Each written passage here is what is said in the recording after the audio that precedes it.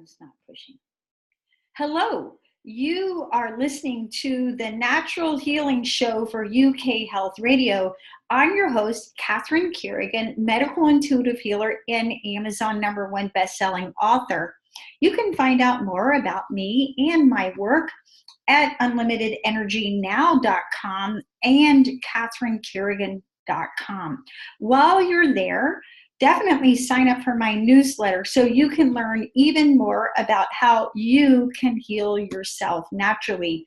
Now, our guest today is Lynn Anderson. Lynn Anderson is a naturopath with a PhD in health and a yoga therapist. She's the author of a new book, Burnout Happens to All of Us. And that's what we're going to be talking about today. Her book, Burnout Happens to All of Us, also mirrors my book, Unlimited Energy Now. So we're going to be talking about how you can recover from burnout and rebuild your energy, which is really, really crucial. You can find out more about Lynn Anderson at drlynn.com. Welcome, Lynn Anderson. Thank you. Glad to be here. Now, Lynn Anderson, what do you feel are the three categories of burnout? Well, the three major categories are our lifestyle, they have to do with our personality, and they also have to do with our work life.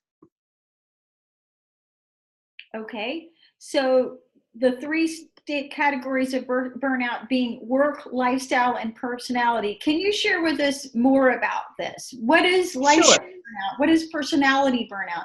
What is work burnout? What are those exactly? Okay, well, basically personality burnout would be someone who is a we call type A, high energy individual. Those people tend to go and deal with and stress. And that type of personality is the type of personality that sometimes has set itself up for burnout. Workplace burnout can be two things. It can either be overworked, or it can also be underutilized in the workplace. So workout has to do with how we interact within our work environment. And lifestyle, of course, has to do with what's going on in your home, in your personal life, in your family life, has to do with your lifestyle as far as eating and exercise and how you're taking care of your health. So all three of those areas, and each one individually can bring on burnout, but usually all three are kind of interconnected. Absolutely. What's interesting, the subject of our interview today is what is burnout? And if you ask me what burnout is, I would define it in terms of your adrenal function. And there are three stages of adrenal burnout, stage 1, stage 2, and stage 3. Stage 1 is the alarm phase, which is when people begin to get stressed. Stage 2 is adaptation, where your whole mind, body, and spirit is adapted to the stress. It's not good. Your metabolism begins to decline. Your thyroid function begins to decline. Certain physiological functions begin to decline. And the final stage of adrenal burnout is exhaustion. And in this place, people are tired all the time. A lot of my clients, when they're in stage 3 of adrenal burnout, they talk about being depressed. And I'll say to them, you're not crazy, you're just exhausted. And they'll go, yeah, that's right. I am not crazy. I'm just exhausted. And then beginning in stage 3 of adrenal burnout, again, your metabolism is tanked out. These are the people who, no matter how much they exercise or how little they eat, they can't lose weight. And they've got digestive problems, they've got degenerative diseases of aging. And, again, this can contribute to the beginning of insulin resistance and all kinds of problems, health problems that all happen because you've burned yourself out. But then along with that, there's just a complete diminishment of your personal chi. And you were going to say something, Dr. Lynn. Well, I was going to say that in my book, I reference the difference between stress and burnout, because there is a big difference. Yeah. With stress, an individual still has hope. They're still moving. They still think they can accomplish that goal or overcome whatever it is they have to overcome. With burnout, yes, exhaustion is one of them, but it's also a disengagement. It's also a giving up. It's a hopelessness. So the difference is, there is a difference between stress and burnout. Stress is what takes us to burnout, unless we're aware and get on top of it before it happens, before the crash and burn. Yes. And, it's important for our audience to know that you can actually test your adrenal function. And as a medical intuitive healer, when I work with people, I read your physical body, your energy body, which includes your chakras, your acupuncture meridians, and your breath, your emotional body, which is a big contributor to burnout, which we're going to be talking about today, your mind, your thoughts and beliefs, and finally your soul. And, my understanding is when you really are in burnout, it's a soul level depletion. Wouldn't you agree, Dr. Lynn? Oh, I'd absolutely agree. And again, it is a disengagement. There's nothing there. You're just exhausted. You're beyond anything. And that's a really, really hard place to come back from. Extremely hard and very difficult. And it is a long process to bring yourself back, health, body, mind, and soul. And all three have to be done. Yeah. When I do a medical intuitive reading, literally the first thing I read is a person's overall life energy. And the way I explain it is like this. If I have $1 million in the bank and I make a mistake, well, it's like, maybe that wasn't so good, but it's not the end of the world. But if I have $10 in the bank and I make a mistake, well, that really is a problem. And when you allow your own personal energy, your personal chi, your prana to drop down to, very low levels, then you have a hard time withstanding, recovering, and being resilient, whether it's, physical disease, viruses, bad bacteria, and so on, or the inevitable emotional challenges that arise in life, death, divorce, change of job, and so on. Well, what we have to understand is, life is ever changing and life is ever challenging, and there will never not be challenges. There will never not be stress. That's a part of life. The key is prevention. What are you doing? What kind of lifestyle things are you doing in order to prevent yourself from hitting that rock bottom? That's the real key to preventing burnout. And that, of course, begins with nutrition. It begins with exercise. It begins with taking care of yourself. It begins with taking time to rest and play. Those things are important too. Yeah. In Tai Chi and Chinese medicine, they talk about your original chi, which is the chi that you're born with. And the way I like to explain it to my clients, let's say you're playing a game like Monopoly.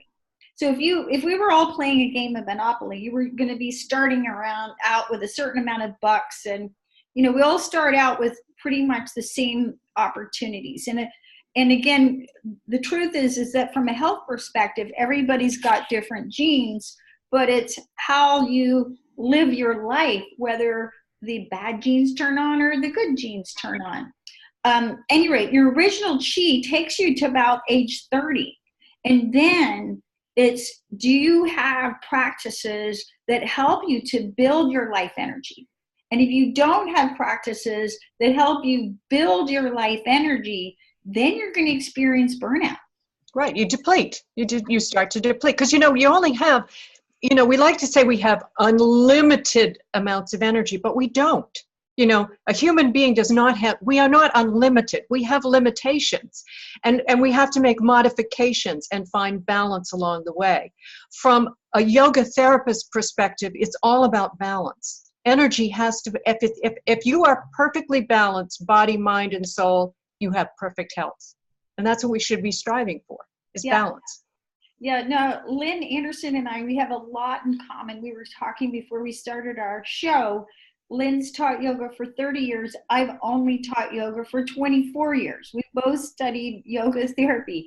So again, you've got to have practices such as yoga, especially restorative yoga, such as Qigong and Tai Chi and meditation and drinking juices that build your energy. It's very funny because I have a lot of clients 40, 41, and they come in and they're going, Catherine, I'm so exhausted. And I'll say, how old are you? And they'll go, oh, 40, 41. And I say, I'm not laughing at you, I'm laughing with you. I say, all my new clients age 40, 41 are burned out. What, in your experience, in your practice, Lynn, when do you feel that burnout really starts to happen for people? I in my book, I refer to micro and macro burnouts. And the micro burnouts are those ones that we all experience those. You know, I'm in the middle of moving right now. And moving is high stress. So, you know, I mean, there was, you know, on Sunday, I was feeling a little, you know, that micro burn, like I'm exhausted. Yeah. But a micro burn is when you're kind of aware of it, you know what's happening, and you just kind of take some time off and you regroup. And that is within 24 hours. You know, you go take a yoga class, you rest, whatever. That's different than what I call a macro. A macro is when you're just totally, that's it. There's no way out. You're going to have to go through a whole recovery process to bring yourself back up. But to answer your question, yeah, I find that you know, stress they used to refer to the saber-toothed tiger, you know, chasing you down.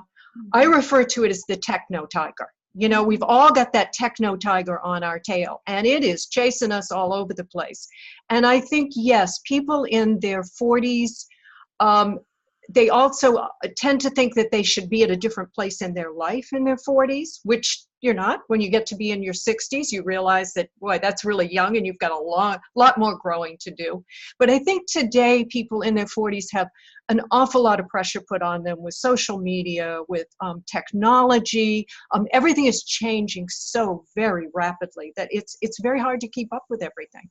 So I think, yeah, I think that might be, maybe that's the first kind of burnout major age when it starts. And I think there's another one at midlife. I find that because a lot of my clients, when they go through midlife, you know, the hormonal changes and stuff, that brings on a lot of burnout too.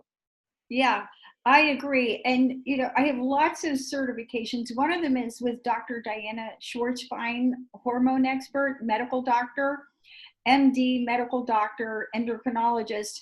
And Dr. Schwartzbein talks about how below the age of 35, about 20 to 30% of people have a damaged metabolism. And basically that's insulin resistant and or adrenal burnout or both. Over the age of 35, the figure is more like 70 to 80% of people have a damaged metabolism. Now, if you're listening to this show, you know what a damaged metabolism is because you try to lose weight and everything that worked when you were 22, starving and over-exercising, doesn't work anymore. And you need different strategies. And part of what you have to do is heal your metabolism, which is getting your insulin working better again, which you do by changing the way you eat and what you're eating, and then recovering from adrenal burnout. And again, for our audience, I want to point out that you can actually test your level of adrenal burnout. There is a company here in the US called directlabs.com. And at directlabs.com, for, you know, between $200 and $300, depending on what level of test you order, you can do a spit test where you give them saliva at certain points during the day. And this will actually measure how burned out you are. And if you are burned out, again, whether you do a lab test or you just know intuitively that you feel burned out, you've got to develop lifestyle practices that help you recover your energy.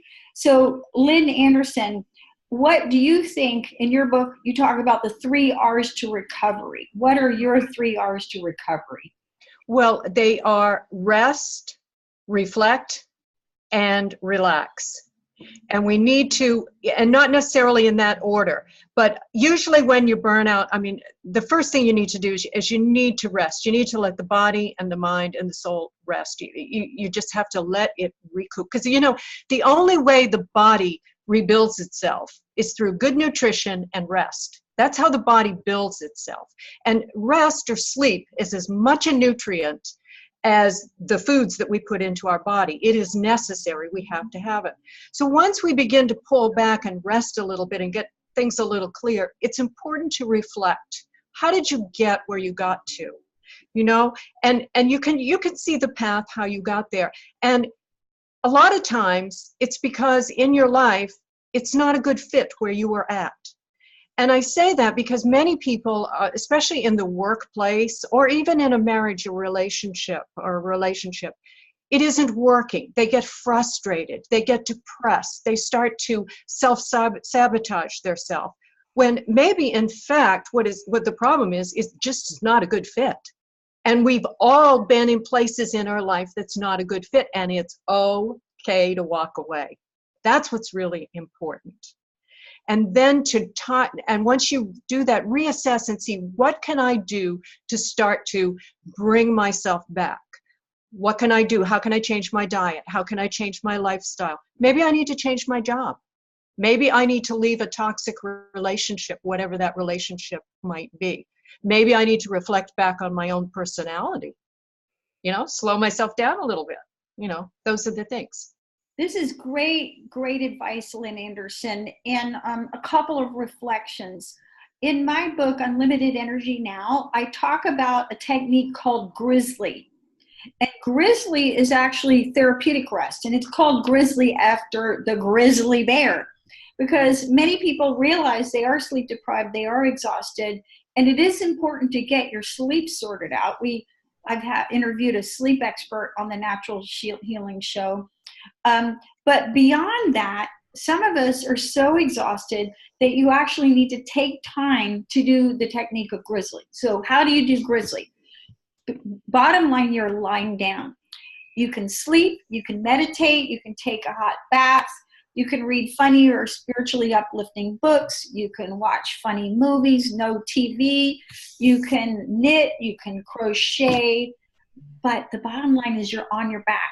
And a lot of times what I do as a medical intuitive is I actually determine how many days of complete rest a person needs to get out of burnout, to get out of adrenal burnout.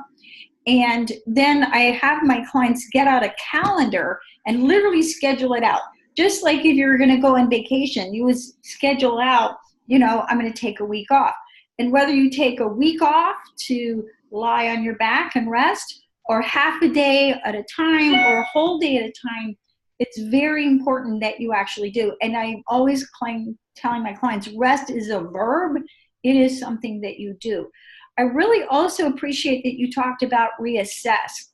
And I remember years ago being at a conference of natural healing practitioners, and the topic was stress. And the lecturer said, okay, I'm going to give you two choices. You have a woman and she's being beaten by her husband. Your choice is, and it's such an obvious question, your choice to get her well is to give her a bunch of medications and supplements, or remove her from the situation where she's being beaten. Which do you think will be most effective?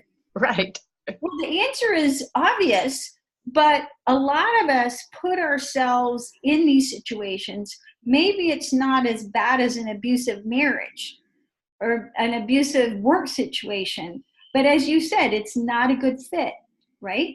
Yeah, and it's okay. Right. It's okay to make a change. And sometimes making that change is the most effective way to get out of burnout. That is correct. That is correct. And we all have to feel that it's okay to do that, because, sometimes you feel like there's the failure factor that comes in, and you're not a failure. It's not a good fit. If it's not a good fit, change it. Yeah, and I really love that way that you say that, Lynn Anderson, because then when we talk about things being not a good fit, as you said, it's not a matter of failure. It's really about reframing things and realize that it's a choice to stay in a situation that's absolutely draining you. And it's also a choice of self-preservation to get out and to do something different. Whether it's your job or your relationships or your friendships, it's like, you know what? You can do better. That's right. And you're not a failure. That's not what it's about. You're being very successful by really reassessing and knowing your own self and knowing where you can go and what is going to create health for you. Because when you are a healthy person, that's going to affect everyone you encounter. Your work is going to improve. Your family life will improve. Your friends, you'll choose better friends. So health, body, mind, and soul is essential to it all. Yeah, if you've any of you have been to one of my websites, CatherineCarrigan.com, you'll see that I'm a huge orchid fan. And I tell my clients I could take the most beautiful orchid and I put it in the dark and don't water it and don't allow any air circulation and it will die. Mm-hmm. And we forget that your environment is the most powerful factor in your well-being. That's right. Whether it's your home environment, your nutritional cellular environment, your work environment. So you have to ask yourself, am I putting myself in an environment where I can truly thrive? And when you're around loving, supportive people, good nutrition, fresh air, sunshine, you can't help but do the best that you can.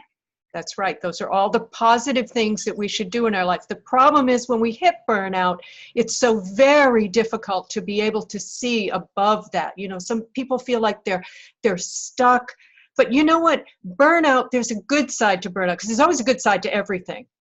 I call it an opportunity to restart. That's what it is. It's like your computer. When your computer's not working and you got to reboot the computer, same thing. It's like you're down. You know it's there. Okay. Reassess, and then hit that button and restart. Yes, and I think it's so important. I think Lynn Anderson and I would agree that it is really important when you hit burnout to reassess, because if you keep going, that's when you really get sick, right? Right. Exactly. And I'll tell you another great tip, and it's something that most people are not aware of. And that is that crying.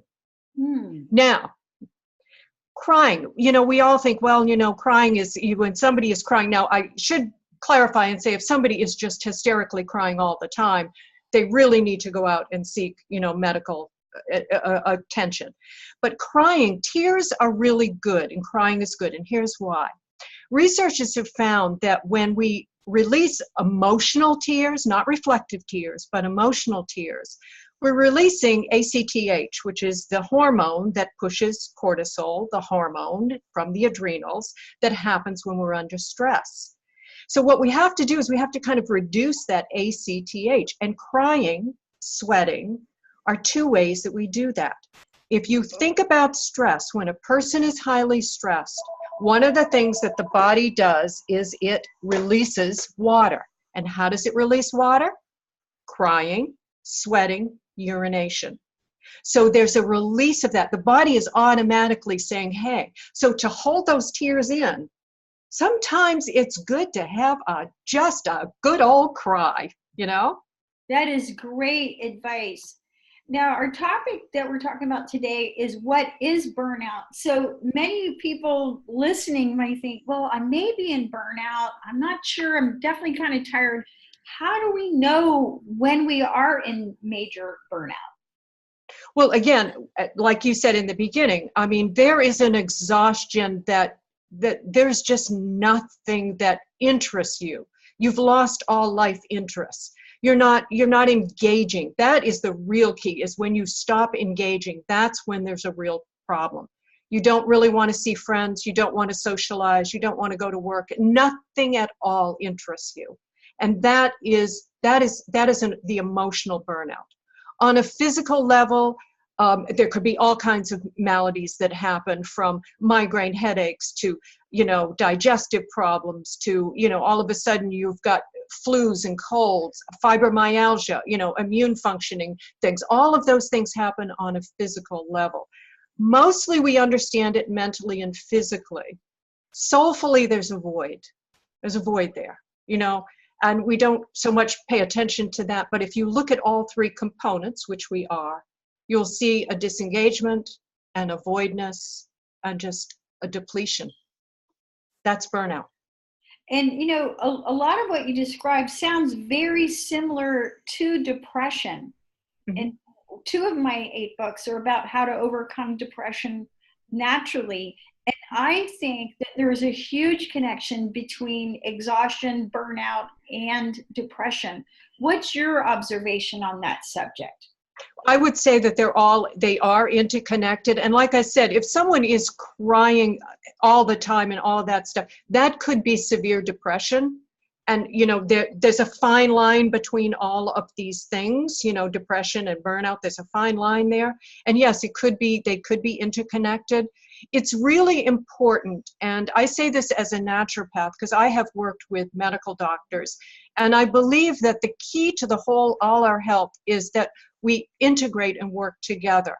And I think when a medical doctor and an alternative doctor such as myself work together, the patient gets the greatest care, because you don't want to come to me for surgery, you don't want to come to me for certain things. But I think where we fall short is when we go to a medical professional, we're written out a prescription for a medication, which is just a pill. It's not going to rebuild the body or nourish you. I think it's when we aren't sent on the next leg of the journey, which should be to seek out a practitioner who can help you with nutrition, help you use the natural things to rebuild your body, your mind, and your soul. Yeah, and I want to follow up on what you're saying, because you and I in our practice both use all kinds of natural healing remedies, including all kinds of supplements. But when I've got clients who are in adrenal burnout, who are actually burned out, I'll tell them, I can give you these supplements and they will help you, and they will help you feel better, and they will help you keep going. But if you really want to heal, you must rest. Mm-hmm. So whether it's a drug or a supplement, there's no pill that can do for you what deep rest and reflection can do. What are your thoughts on that? Again, there is only two things that will rebuild you: nutrition and rest. That's it. Those two things are the foundation of a human being growing and rebuilding a human being. When you talk about, drugs don't supply anything to the body. They're not organic, they're inorganic. When you eat, what you're doing is you're supplying the body with the nutrients it needs to rebuild itself, to give itself energy, body, mind. So the diet is where it's really important. Diet and rest are the two things. All right. Now we've talked about rest, and I'll say if I've got a client who is in total adrenal burnout, it is not uncommon for me to recommend 22 complete days of rest over a 3 to 4 month period. On the one hand, you may gasp and go, oh my gosh, that's lots and lots of rest. But if you rested one entire day every week, that would be 52 days of rest every year, right? Mm-hmm. Yeah. And yet what most of us do is we go from our busy work lives to our busy, off work lives. And there isn't this active rest, which is necessary. But so again, and again, I'll get people and they'll say a half day counts. You can take Saturday afternoon or Sunday afternoon, but you've got to find a way where your mind, body, and spirit can become yin and quiet, because the more yin you become, the easier it is to develop and rebuild your yang energy. Now let's talk about nutrition. Lynn Anderson, how do you recommend that people eat to recover from from burnout? Well, what's really important is that you eat, obviously, natural, whole foods. That's really important, to remove the junk food, because most often when people are, and I use that loosely, but most often when people are heading for burnout, the first thing to go is nutrition. And, there tends to be, an excess of alcohol, drugs, poor diet, fast foods, things like that. That's usually what happens. Yeah. So it's important to get rid of that stuff and get back focused on plenty of fluids, keep the body nice and hydrated. Make sure that you are eating lots of fruits and vegetables, because they have all of your minerals and your nutrients in them. You need the protein and the fats and all of the things that make up a healthy diet. And it's not so much the diet or any particular diet. It's the nutrients that you put into your body. So paying attention to making sure that you are getting your nutrients every day. That's really the basis. Yeah, and I've got several comments also about nutrition, which I cover in great detail in my book, Unlimited Energy Now. One of the things that I talk about is phytochemicals, which are the nutrients. There's vitamins and minerals, and there's phytochemicals, which are nutrients found in fruits and vegetables. So, on a simple basis, you want to think how much life energy is in this food. If I think about how much life energy is in this donut, or a can of soda versus how much energy is in this smoothie that I just made for myself, which is full of like fruits and vegetables. But the other thing that is important, in addition to eating real food which is full of life energy, and again, if you are just trying to ask yourself, what do I eat, what do I not eat, ask how much life energy is in this food. But the other thing is to talk about frequency of eating, because nowadays there's a lot of fads on intermittent fasting and fasting. And fasting is another word for that is starvation. Thank you very much. Yes, well, Lynn Anderson and I agree on this. Yes. So, fancy word for starvation. And we understand that when you are in burnout, your metabolism will not work properly, and your body's having trouble digesting your food and converting that food into usable energy. But when you starve, however fancy word you put on it, what you're doing is you're making it harder for your body to recover. That's right. Right? And it's very interesting because when you are in burnout, you have to give your body the right amount of nutrients at the right time. When I've got clients in burnout, I want them to eat 5 or 6 times a day. Mm-hmm. You got to eat within an hour of waking up, and you're going to be eating 5 or 6 times frequently throughout the day. None of this fancy starvation program. What's your comment about fancy starvation?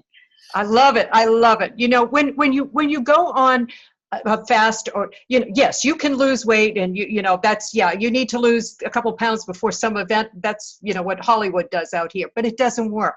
The body literally eats itself when you go into starvation. That's what the body, it has to eat whatever it has in there to keep itself functioning. Again, I go back to the only way that your body can function is with nutrients. You don't put it, it's like a car. You don't put any gas in the car, it's not going anywhere. You keep trying to start that engine, but the engine's going to blow out after a while. Yeah. So I'm totally with you on this one. Yeah. And all you're doing is lowering your metabolic rate. That's it. That's right. Yeah. And I have a friend who happens to be a naturopath, and she's lost 45 pounds eating no carbohydrates and no fat. Mm-hmm. And I just think, wonder what's going to happen when she goes back to eating normally. I was going to say, there's been, the keto diet is like a diet that everyone's on these days. And there's been a lot of research done on really how much we need complex carbohydrates. The secret with a diet is to eat a balanced diet. And we go off on these diets and we cut out all the carbohydrates, or we cut out all the fats, but your body needs good fats. Your body needs carbohydrates. You just have to go back and think whole, natural. If you can, in season, if it's, the season for peaches, then eat peaches. That's how we evolved as human beings. Right. We didn't evolve with not eating carbohydrates or not eating fat. We need all of them. We need all of them. And Dr. Diana Schwartzbein, endocrinologist, medical doctor, she talks about how if you have a damaged metabolism, okay, limit your carbs to 125 grams per day, which works out to about 25 grams over 5 little meals. But if you are depressed, or if you're exercising, which is a lot of people, you've got to have 150 grams of carbs or more. So again, it's, as Lynn Anderson and I would agree, it's really about what kind of carbohydrates you're eating. I would be happy if I could change everybody's nutrition. I would have everybody drink a green smoothie every day. Right? Because again, tons of energy in that, and lots of phytochemicals. So eating frequently, eating carbohydrates with loads of life energy. Yes, cut out the junk food, right? Absolutely. Right. Now let's talk about impending burnout. You know what? There's some people who are just more prone to burnout. Yeah.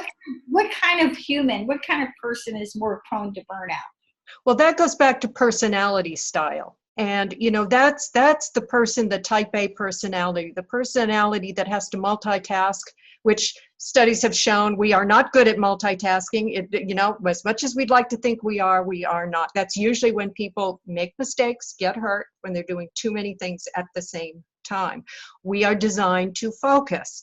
So I would say it's that kind of personality, and the personality who's very, very competitive, and wants to win at any cost, or really has a hard time also accepting any kind of criticism. Criticism, if anytime I have been criticized and it's been a positive criticism, I've always learned from it. It's always made me a better person.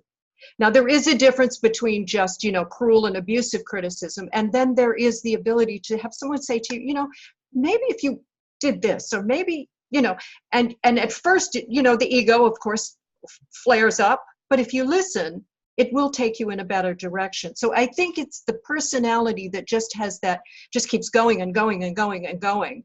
And that's the personality that usually crashes. The type A is usually the one. Right. Now let's talk about physical exercise, because sometimes when you're in total burnout, the thought of doing any kind of exercise maybe just feel too much. Right. What kind of exercise do you feel is most therapeutic when people are in burnout? Well, there's been some studies done on aerobic exercise. And once again, when you do aerobic exercise, of course, you're getting that endorphin lift. You're also sweating. Now, remember earlier I talked about, ACTH, the hormone that pushes, the cortisol. We release that through tears, and we also release that through sweating. So it's a good way to release stress. The stress hormone is through an aerobic workout. And so there's been a number of studies done on that relating to stress, and then of course leading to burnout. But when someone is really in the dire dreads of burnout, it's really hard to get them to go and jump on a cycle bike and take my cycle class. I mean, they're not going to do that.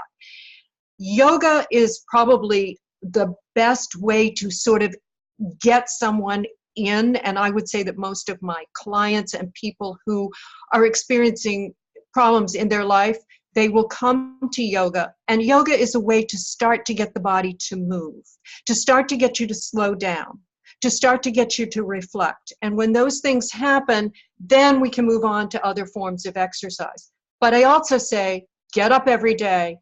I don't care if it's only 15 minutes. Take a walk in the sunshine.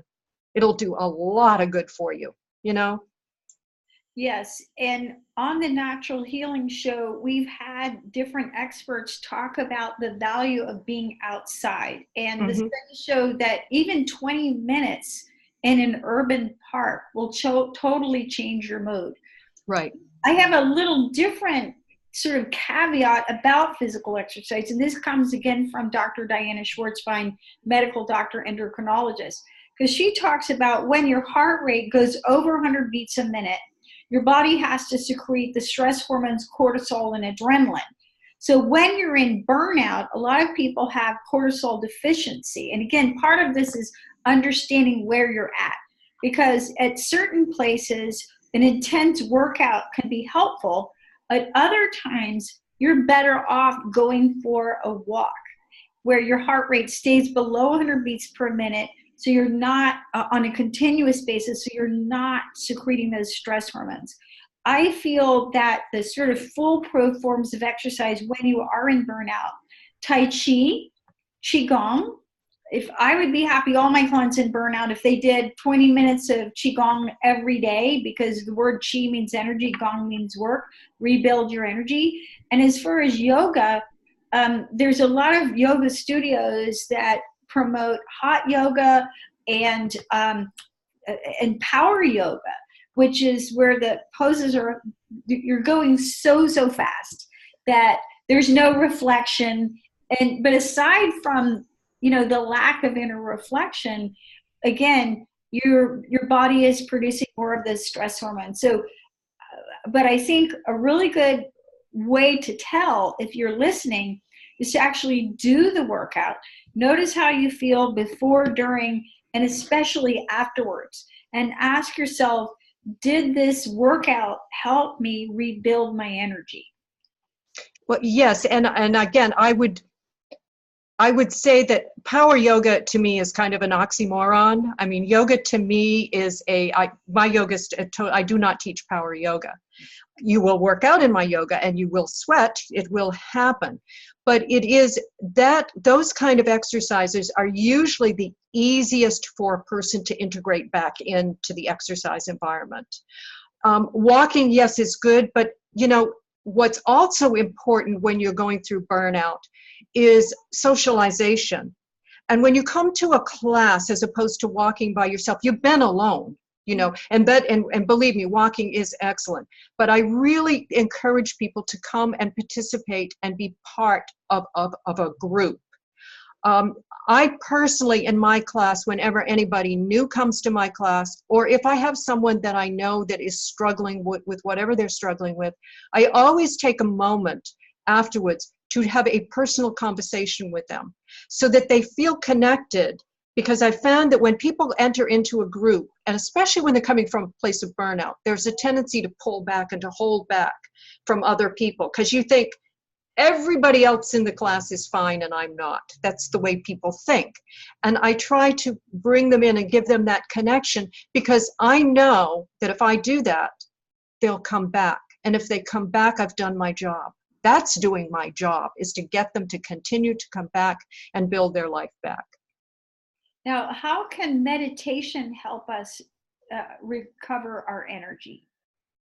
Well, meditation, of course, is a time of, we talk about it as clearing our mind of everything and having an empty mind, which is not necessarily, it's very hard for the mind to be very, very empty. But meditation allows us to do something that is really important, and that's to breathe.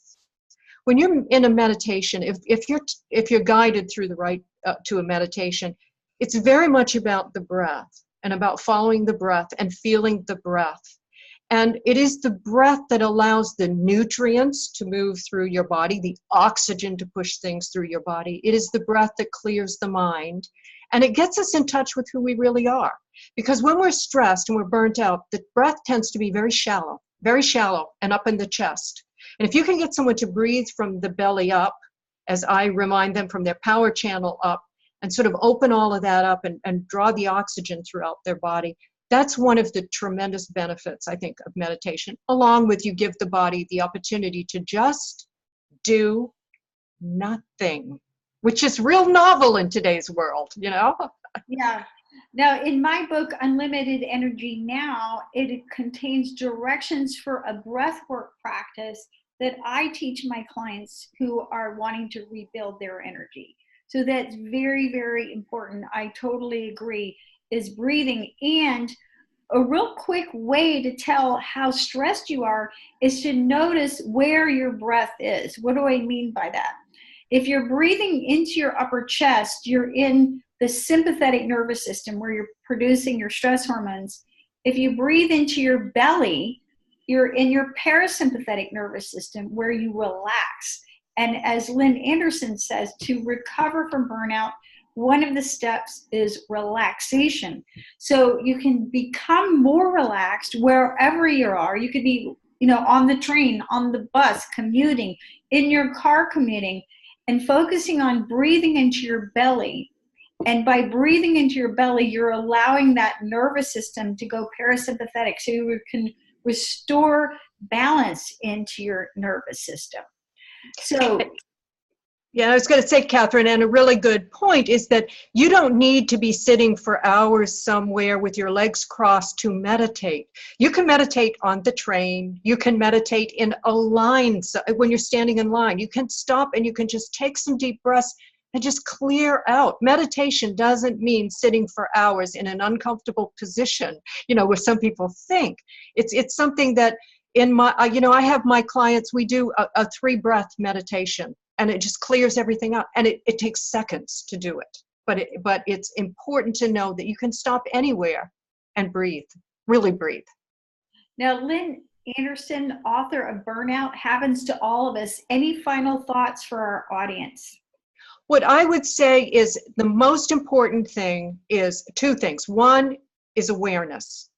Be aware of who you are. Stay in touch with yourself. And listen to your inner voice. It will always guide you in the right direction. That's really important to be able to prevent burnout. And if you see yourself going in that direction, to sort of pull back from it. And the second thing I would say is that the most important thing in your life is your health, body, mind, and soul. And you should let nothing prevent you from being balanced and healthy in all 3 areas of your life.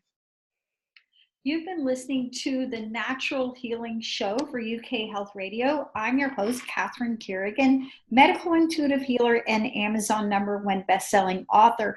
You can find my book, Unlimited Energy, now available in paperback, ebook, and audiobook on Amazon. And also, I have created an online course about how to recover from burnout that you can find at catherinecarrigan.com and unlimitedenergynow.com. While you're there, definitely sign up for my newsletter so you can find out more about how to heal yourself naturally. And you can find out more about Lynn Anderson at drlynn.com. And remember, when you take the time to rebuild your energy, you can recover from adrenal burnout. Thanks so much for listening, and we'll see you next time.